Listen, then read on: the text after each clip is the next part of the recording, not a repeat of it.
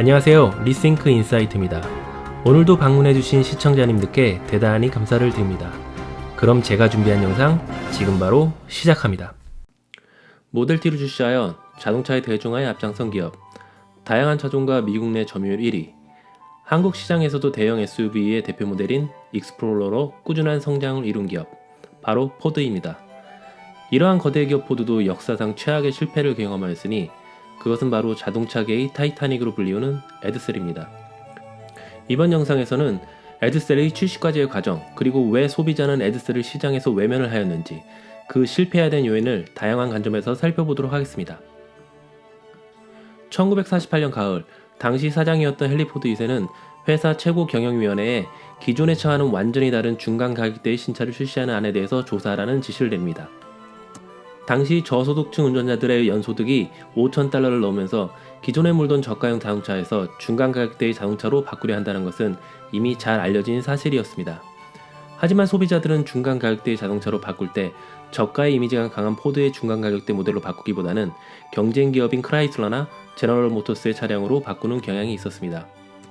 이러한 소비자의 구매 행동을 보고 당시 포드의 부사장은 우리는 제너럴 모터스를 배불리기 위해 고객을 키워왔다라고 표현하기까지 합니다.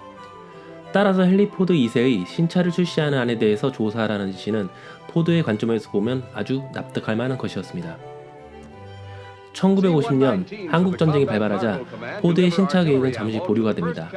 그러다가 1952년 후반에 한국전쟁이 끝날 기미를 보이자 포드는 보류했던 신차 계획을 다시 꺼내 검토했고 미래제품기획위원회라고 이름이 붙은 그룹이 약 2년 동안 신차 개발을 위한 조사를 하게 됩니다.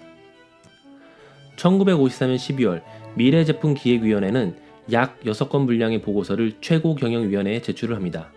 보고서에 따르면 1965년이 되면 미국의 총 생산은 5,350억 달러가 될 것이며 자동차는 2천만 대가 더 늘어난 7천만 대가 될 것이라고 예상을 하였습니다.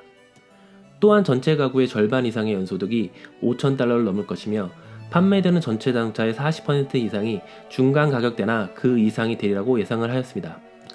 그리고 포드가 만약 중간 가격대 자동차를 출시하여 가장 잘 팔리는 제품으로 만들지 못한다면 국내 시장 점유율이 크게 떨어질 것이라는 메시지를 최고경영위원회에 전달하였습니다. 포드의 경영진은 신차를 시장에 출시하는데 많은 위험이 따른다는 사실을 잘 알고 있었습니다. 그들은 자동차의 시대가 도래한 이래로 미국에 출시된 2,900여 종의 모델 중에 겨우 20여 종만이 그때까지 살아남았다는 사실을 잘 알고 있었습니다. 그럼에도 불구하고 포드 사람들은 신차의 성공에 대해서 어떤 이유인지 낙관을 하였습니다. 그리고 결국 1955년 4월 헨리 포드 2세와 최고경영위원회 위원들은 미래제품기획위원회 조사 결과를 공식적으로 승인하고 실행에 옮기기 위해 특수제품사업본부라는 부서를 새로 만들었습니다. 그리고 이카라고 이름이 지어진 신차 개발을 시작하게 됩니다. 철저한 보안 속에서 시작한 이카의 설계는 1955년 여름에 완료가 되고 1955년 8월 15일 실제 크기로 만든 모급이 최고 경영진에게 소개가 됩니다. 특수제품사업본부는 계획된 단계들을 충실히 실행해 옮깁니다.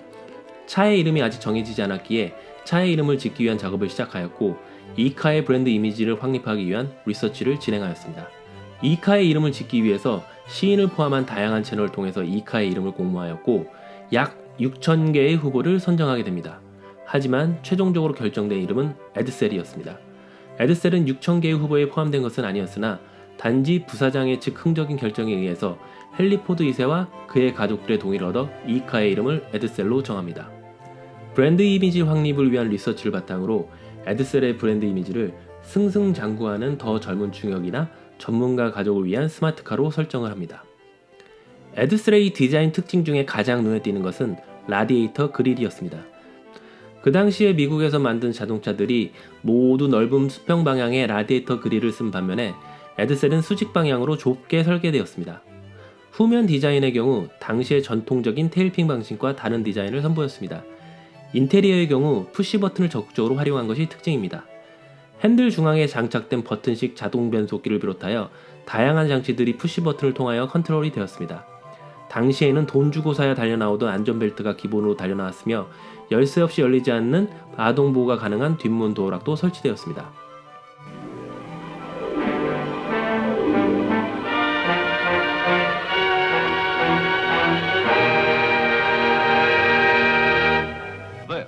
1957년 9월 드디어 에드셀이 시장에 출시가 됩니다. 하지만 기대와 달리 에드셀의 판매 실적은 지지부진하였습니다. 에드셀에 대한 시장의 평가는 냉정하고 혹독했습니다. 특히 소비자연맹에서 발간한 컨슈머 리포트에서는 두 차례나 에드셀에 대해서 다루었습니다. 컨슈머 리포트는 에드셀에 대해서 같은 가격대의 모든 차보다 쓸데없이 출력만 더 높고 기계장치는 더 많이 장식되어 있으며 값비싼 액세서리가 더 많이 설치되어 있다라고 부정적인 평가를 하였습니다. 포드가 에드셀 발매 전에 꿈꿨던 결과는 이미 기대하기 어려운 상태였습니다. 포드는 에드셀의 판매 부진을 해결하기 위하여 대대적인 광고 및 1958년과 59년 두 번에 걸쳐 모덴 체인지를 단행을 하였지만 그 역시 일시적인 효과만 나타날 뿐이었습니다. 결국 연간 20만 대를 팔아야 수익이 나는 에드셀은 1959년 11월까지 출시 후 2년 2개월 동안 모두 10만 9,466대를 팔았으며 결국 1959년 11월에 생산이 중단되고 약 3억 5천만 불의 천문학적인 손해를 남기고 쓸쓸히 시장에서 퇴장을 하였습니다. 에드셀의 이 엄청난 실패의 원인은 과연 무엇일까요? 지금부터 그 원인을 살펴보도록 하겠습니다. 첫 번째, 낮은 품질 및 성능 문제. 에드셀은 출시되고 나서 몇 주 동안 차량 결함에 대한 이야기로 화제가 되었습니다.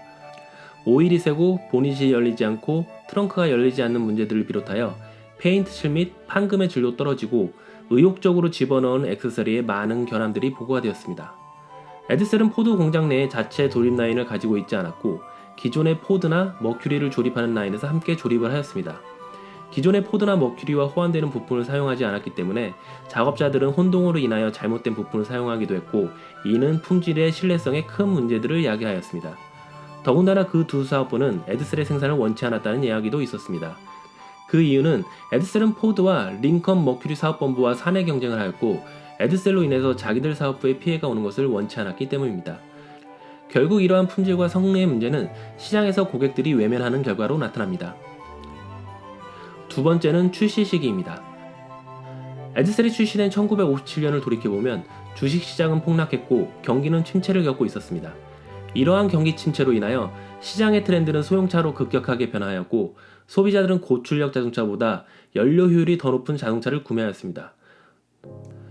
또한 에드셀이 출시된 시기, 즉 그 해 하반기는 다른 자동차 회사들이 그 해에 나온 모델들을 할인하여 판매를 하는 시기였습니다. 따라서 소비자들은 에드셀의 가격으로 더 나은 다른 회사의 중간 가격대 모델들을 구매할 수가 있었습니다.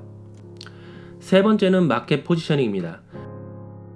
에드셀은 포드와 머큐리 사이에 브랜드가 배치된 중저가 모델로서 고안이 되었습니다. 하지만 1957년 9월에 차가 출시가 되었을 때 일부 모델은 마켓 포지셔닝에서 상위 모델인 머큐리보다 더 비쌌습니다. 에드셀은 소비자에게 새로운 가치 제한을 제공하지 못했고 소비자는 에드셀이 머큐리보다 윗단계 모델인지 아랫단계 모델인지 이해하지 못했습니다. 네 번째는 과장된 홍보입니다. 포드는 에드셀이 출시되기 1년 전 미래의 자동차라는 태그라인이 포함된 티저를 발표하고 엄청난 과대 광고를 냈습니다. 이 광고는 소비자의 비현실적인 기대감을 불러일으켰습니다. 그리고 에드셀이 출시된 1957년 9월에는 에드셀과 같은 차는 없었습니다. 라며 광고를 합니다. 하지만 정작 에드셀이 출시되었을 때 고객은 몇 가지 중요하지 않은 기능 추가를 제외하고는 에드셀이 다른 브랜드와 다른 어떤 새로운 가치를 제안하는지 찾을 수 없었습니다. 다섯 번째는 잘못된 연구 방법론 및 시장조사의 결함입니다. 1950년대에 소비자 행동론에 대한 연구 방법이 동기조사로 전환되고 있었고 포드는 이를 사용하여 소비자를 사로잡기 위한 에드셀의 퍼스널리티를 정의하려고 하였습니다. 그리고 이 연구를 통하여 소비자의 구매 동기를 이해하고 구매 행동을 예측하려는 데 사용하였습니다. 오늘날 이러한 유형의 연구는 모든 중요한 제품 출시에 자주 사용되지만 에드셀 시대에는 동기부여 연구가 오늘날만큼 효과적이지 않았습니다. 당시의 동기조사 연구는 제품의 마켓 포지셔닝과 같은 중요한 의사결정에 반영할 수 있을 정도의 신뢰를 가지고 있지 않았습니다. 또한 제품 출시 2년 전에 수행한 조사는 당시 소비자의 니즈를 이해할 수 있는 통찰력을 제공했지만 조사 데이터를 수집한 후 몇 년 동안 소비자의 니즈는 바뀌었습니다. 포드의 목표는 이 차를 중산층 미국인 가정에 판매를 하는 것이었지만 차가 출시되는 소비자들은 이 차가 누구를 위한 것인지 이해하지 못했고 결국 이는 에드셀의 최악의 실패를 낳게 됩니다. 에드셀은 시장의 현실을 무시한 기업의 막연한 기대가 어떤 결과를 가져오는지를 보여주는 중요한 사례입니다. 에드셀이 실패한 주된 이유 중 하나는 비현실적인 기대를 불러일으키는 전례 없는 과장된 홍보였습니다. 이러한 과대 광고는 소비자가 검증되지 않은 새 자동차를 구매하도록 유도하는데 한계가 있음을 보여줍니다. 자동차의 성공 또는 실패를 결정하는 것은 제조업체가 아닌 자동차를 구매하는 소비자입니다. 포드는 에드셀러부터 소비자에게 무엇을 사야 하는지를 지시할 수 없다는 것을 알게 되었습니다. 에드셀의 실패 이후 포드는 고객 중심 전략으로 고객의 니즈를 반영하여 스포티하며 저렴한 머스탱을 출시하였고, 이는 에드셀과 달리 큰 성공을 거두게 됩니다. 지금까지 포드 역사상 최악의 실패작 에드셀에 관한 이야기와 그 실패에 대한 원인을 살펴보았습니다. 영상의 끝에 본 영상을 제작하기 위해서 제가 참고한 책 및 자료들을 공개하였습니다. 에드셀에 대해서 더 깊이 있는 공부를 하시고 싶은 분들께서는 참조하시기 바랍니다. 다음에는 더 재미있는 주제로 찾아뵙도록 하겠습니다. 끝까지 시청해주셔서 감사합니다.